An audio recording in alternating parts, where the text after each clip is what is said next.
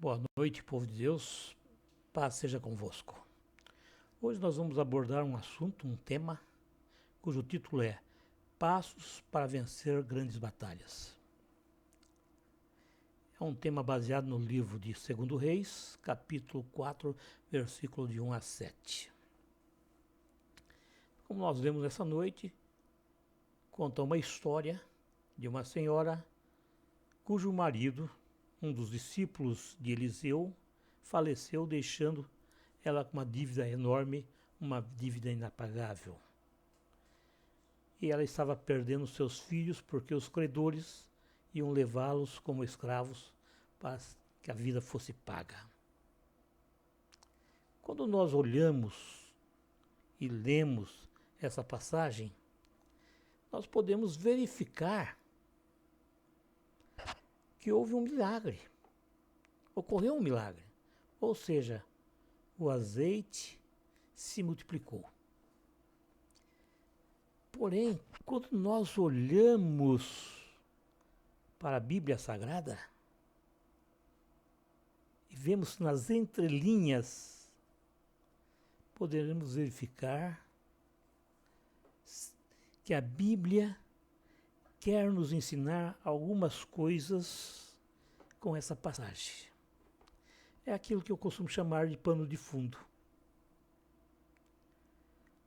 Nós lemos o que está visível, mas Deus quer nos mostrar aquilo que está escondido nas entrelinhas. Aquilo que Ele quer que a gente realmente entenda, saiba e pratique em nossa vida. É verdade também, irmãos,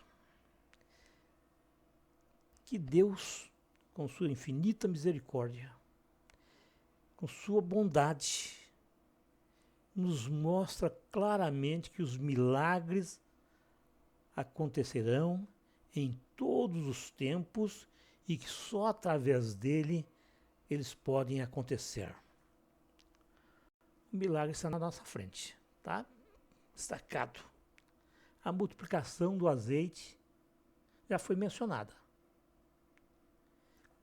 Mas, como também falamos, Deus quer nos ensinar algo para a nossa vida diária e que possa nos acompanhar por todos os dias da nossa vida nessa terra. Enquanto nós permanecermos, aquilo que Deus nos ensina vai nos acompanhar. O título dado, Passos para vencer grandes batalhas, pode levar você a pensar que para vencermos grandes batalhas existem passos a serem seguidos. O que não é verdade, irmãos. Pois se assim fosse, se fosse dessa maneira, todos nós poderíamos fazer coisas maravilhosas, fazer milagres, apenas pelo imitar ou copiar grandes homens da Bíblia. Mas você sabe, eu sei que isso não é verdade. Vamos então analisar o texto sugerido. A primeira coisa que nos vem à mente é crer. É crer. Não está mencionado ali. Mas por trás está escrito que nós devemos crer. Esse crer implica em acreditar e também em confiar. A mulher era esposa de um dos discípulos de Eliseu. Sim, logo ela deveria conhecer a Deus. Quem vive com um homem de Deus ou com uma mulher de Deus também conhece a Deus. Talvez não com a mesma intensidade, mas conhece. Ou por ter tido, né, com Eliseu alguma experiência. Ou porque ela tinha costume de falar com Deus. Ela tinha ouvido falar de Deus através do marido e ela tinha costume de ouvir o que se falava de Deus. Os Deus dos exércitos, o nosso Deus. Sabe, irmãos, o marido dela era um homem temente a Deus. Ele era discípulo de Eliseu. Como ela mesmo falou, está ali. Eu fico com a primeira hipótese, embora a segunda não possa ser descartada. Uma vez que ela, por várias vezes, ouvia seu marido falar sobre Deus, mesmo para ensinar os seus filhos. Aquela mulher, irmãos, ela sabia onde procurar socorro. Então Deus quer que a gente saiba onde procurar socorro. Ela recorreu ao profeta, pois o conhecia e sabia que ele realmente era um profeta de Deus.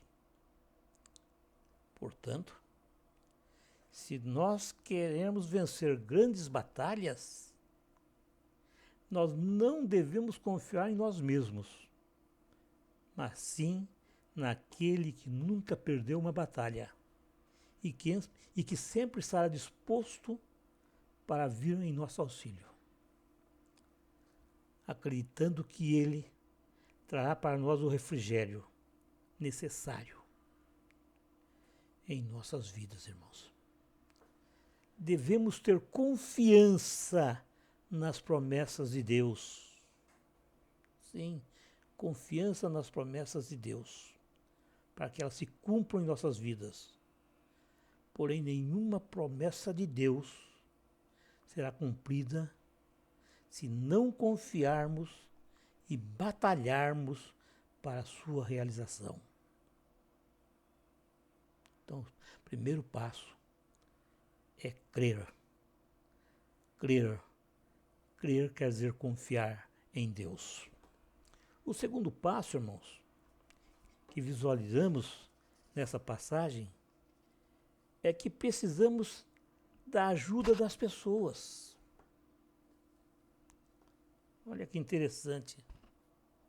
As pessoas são, na maioria das vezes, a resposta de Deus para nossas orações. Ninguém vence sozinho. Não. Uma batalha, ninguém vai sozinho a uma guerra. Dependemos sempre da ajuda de alguém para alcançarmos nossos objetivos. Deus sempre colocará alguém perto de nós que tem a chave da porta que precisamos abrir. Observe, irmãos, que no texto a mulher precisou do profeta, que lhe mostrou o caminho. Ela também precisou de todos os seus vizinhos, irmãos, que lhe auxiliaram emprestando vasilhas para guardar o azeite. Não é diferente em nossa vida, irmãos. Deus proverá alguém que muitas vezes nos trará palavras que nos levará à vitória.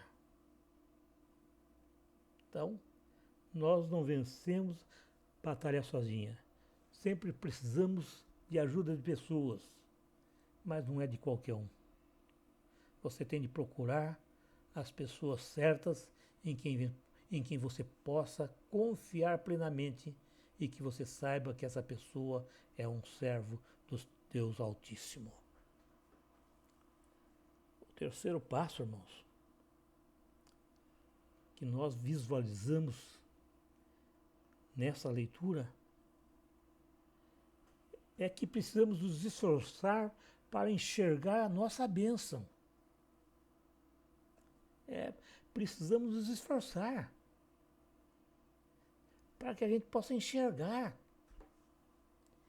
Muitas pessoas perdem suas bênçãos por não ter capacidade de enxergar. o que Deus está colocando em seu caminho.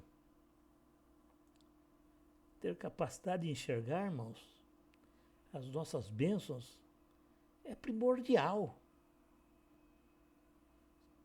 Sabe? Muitas vezes as bênçãos de Deus, que Deus tem para nós, essas bênçãos que Deus tem para nós, não é aquilo que desejamos conquistar. Muitas vezes você quer conquistar alguma coisa, mas essa não é a vontade de Deus. Certo? Mas os caminhos pelos quais devemos passar para que nossos desejos, nossos anseios sejam realizados. Então Deus nos dá caminho. Lembra lá de José do Egito?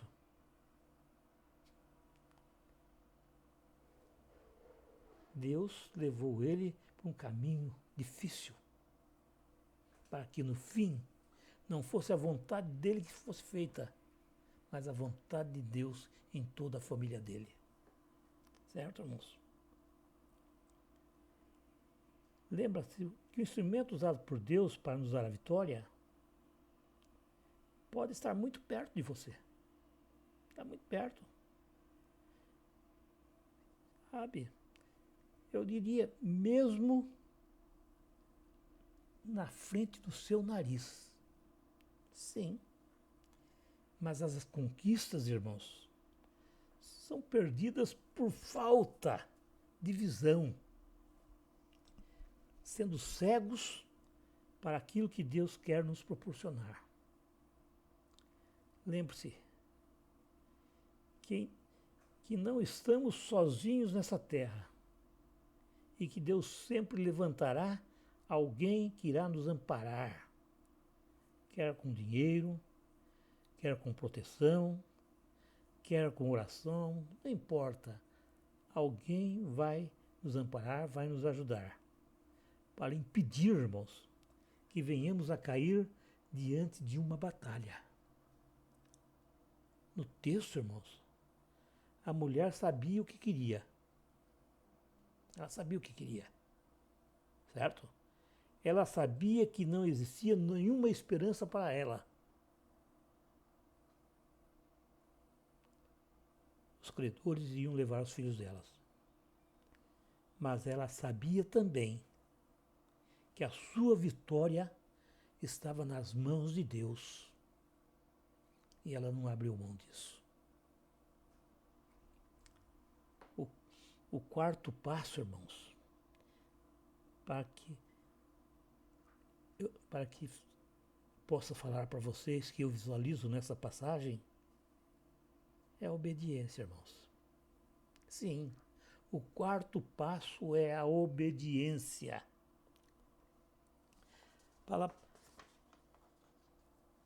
Obediência à palavra profética, à palavra de Deus, por mais louca que ela possa parecer. Imagine você, ou que uma pessoa tenha contraído uma dívida de 40 mil reais.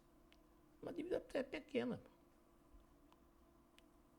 E que essa mesma pessoa recebe um salário mínimo por mês. Você há de concordar comigo que essa dívida é inapagável. Com 1.500 mal dá para ela comer, beber, comprar roupa, pagar aluguel, se pagar aluguel. Então, ela não vive com esses 1.500. Se vive, vive muito mal. Olha bem, se ela não tivesse nenhum gasto, só com salário, e todo esse salário dela fosse destinado a pagar sua dívida,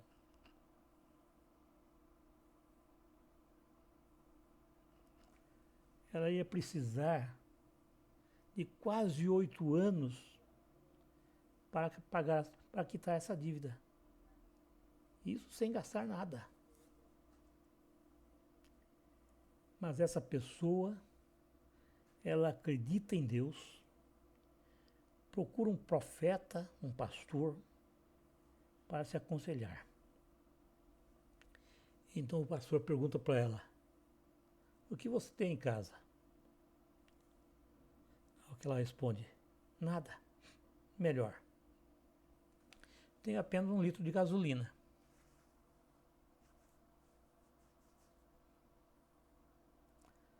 Eu sei que muitos aqui iriam falar: joga no teu corpo, bota fogo. Mas ela procurou um homem de Deus. E esse pastor fala: ainda bem. Então procure com seus vizinhos, com seus amigos, uns tambores de 200 litros cada um. Muitos tambores, mas muitos mesmo. Pelo menos uns 500. Uns 500 tambores. Quando tiver com todos eles do seu lado,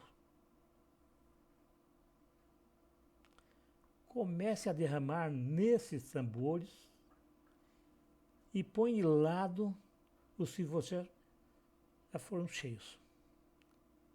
Ou seja, ela ia pegar aquele litro de gasolina, começar a derramar no tambor de 200 litros.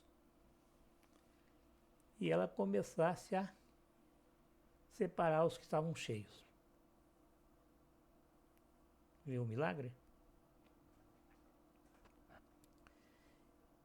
Imagine agora se fosse você nessa situação. Você olharia para o rosto do pastor e diria: eu vim aqui com um problema sério, o senhor quer tirar um barato da minha cara. Você faria isso, porque não é uma pessoa espiritual, e sim um incrédulo. Observe que essa mulher, ela não duvidou da palavra do profeta. Ela buscou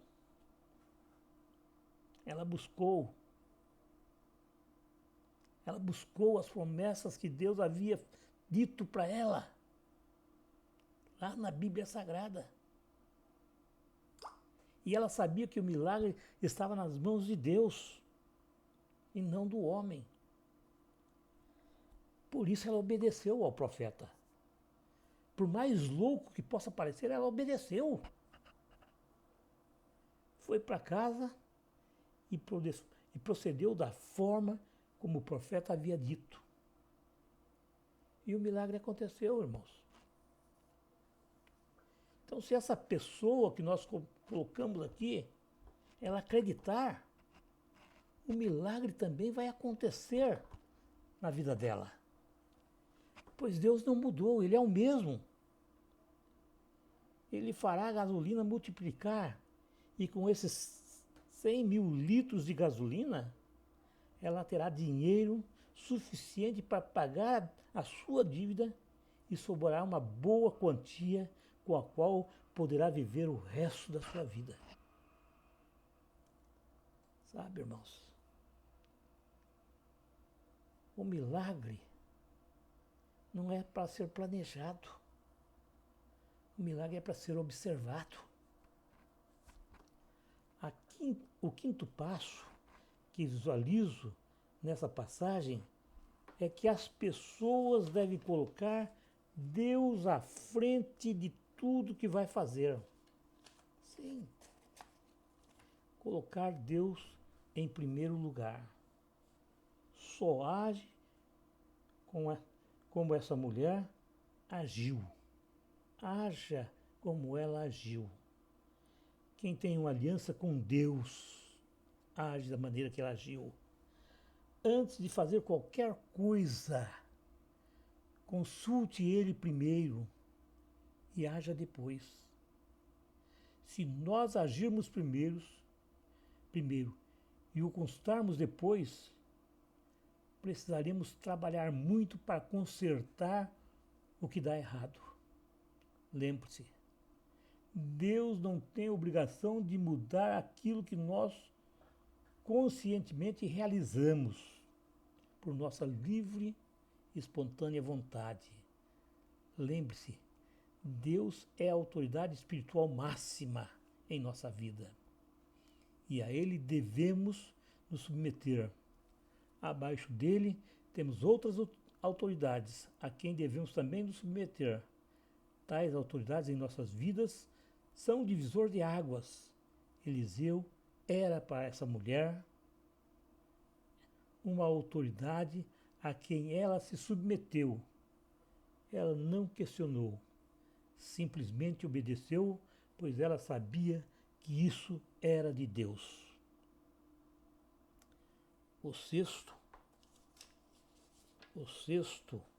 passo que visualizo nessa passagem é que as pessoas precisam ver Deus na sua vida.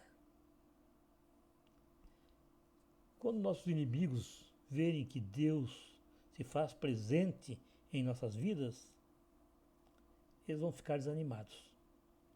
Eles vão se retirar. Com toda a oposição e o poder das suas adversidades, não poderão prevalecer. Não. Nosso inimigo é poderoso, mas mais poderoso é Deus que está em nossas vidas. Sabe, irmãos? Observe que essa mulher, ela estava desesperada. Ela não tinha nada. O credor iria levar seus filhos como escravos. Só lhe restava desgraça e morte. Mas ela sabia que existia um trunfo ainda. Ela sabia que Deus existia e que Deus estava com ela e que Ele lhe enxugaria o pranto e lhe traria o refrigério necessário. Ela tinha consciência de que no caminhar com Deus receberia pedradas, mas sabia também que tais pedradas serviriam de experiências para outras grandes pelejas e que elas a habilitaria para conquistas ainda maiores. Tais pedradas, irmãos, farão com que vejamos o céu se abrir e as conquistas chegarem às nossas mãos, porque a vitória é nossa em nome de Jesus Cristo. O sétimo passo que visualizo nessa passagem é que todas as conquistas precisam ser celebradas. A mulher fez saber ao homem de Deus o que aconteceu. Essa também deve ser o nosso procedimento. Devemos celebrar com adoração a Deus. Toda batalha ganha. Toda conquista não pode ficar apenas para nós. Devemos abrir nossos lábios para adorar a Deus e testemunhar o que Ele nos fez. Adore tudo o que Ele já fez. Glorifique por tudo que Ele ainda fará. Não se cale, irmãos. Jamais se cale. O seu silêncio pode representar que você não ficou contente com a vitória. Lembre-se que quando nossa adoração sobe, as conquistas descem, pois Deus nos fez para sermos mais do que vencedores dessa terra.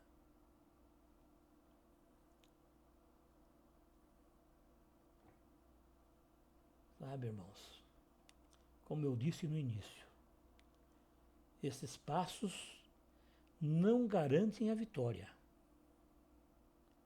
mas nos levam muito próximo de Deus. Então, como estamos indo para uma batalha, é necessário que não esqueçamos do nosso alimento.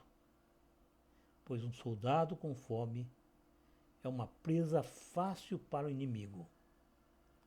Então devemos nos prover do alimento necessário para qualquer batalha espiritual que é o jejum e oração. Esses dois ingredientes em nosso cardápio nos dará intimidade com Deus, e essa intimidade nos levará à sua unção, e a unção nos trará poder, poder para vencer, poder para perseverar, poder para estar cada vez mais na presença do Deus Altíssimo. Que Deus o abençoe. Amém.